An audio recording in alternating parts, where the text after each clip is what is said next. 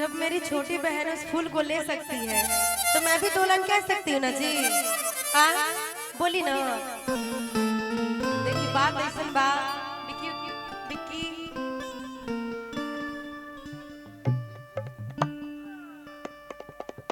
बात ऐसा बा कि जब मेरी छोटी बहन फूल को रास्ते में ले सकती है तो मैं भी दुल्हन कहना चाहूंगी क्या कि छम छम करती आई थी मैं, छम छम करती आई थी मैं, छम छम करती चली गई।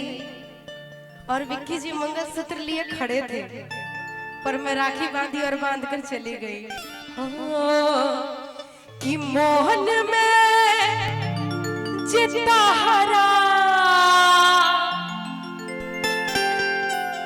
बड़ी शांति लग रही है मर्द, तन चिल्ला तो तनी एनर्जी बना तो हम लोग देख देख के हमारा तबीयत सही हो गई।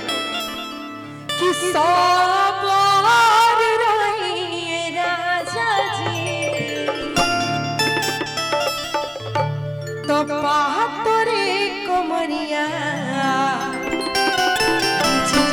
भर रही राजा जी। और कि कहियो नरतिया में अरे दिया सखी बुतला,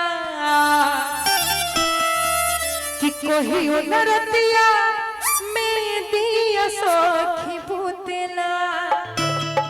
उड़ के अचरा पिया को रवे में सुतेला।